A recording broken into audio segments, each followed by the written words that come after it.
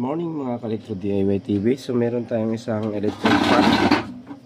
So naging problema niya ay umiikot, tapos after 5 minutes humihinto siya.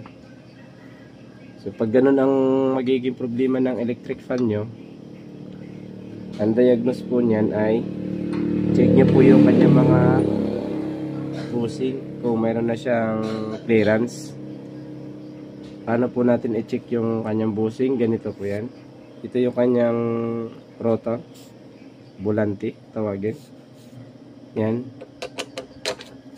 Makikita nyo po yan. Pag inalog nyo ito, dapat zero clearance siya, wala siyang magalaw. Pag ginanyan nyo po yan, yan, tulad yan.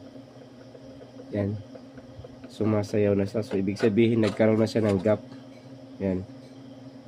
So posible palitin na yung kanyang bushing. Tapos yung isa naman, check nyo rin yan sa likod niya. Kung ganun din. Yan. So yung sa likod, okay pa.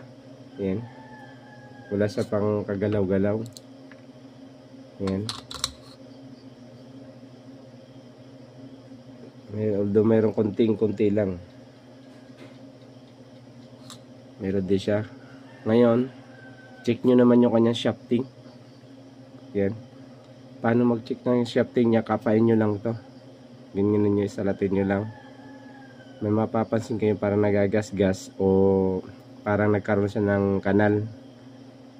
Pagka nagkaroon siya, so ibig sabihin palitan nyo na yung kanyang shafting dahil sigurado yan i-stop din yan ni hinto. Ganon din sa likod. Yan.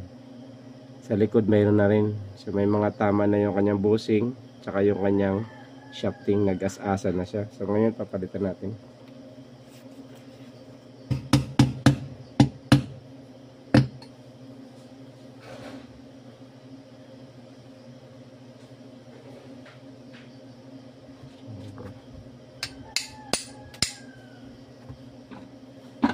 Yun guys, makikita nyo yung kanyang pinagtanggalan.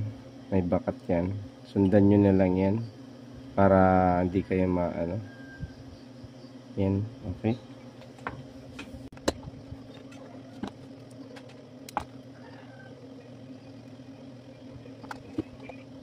So,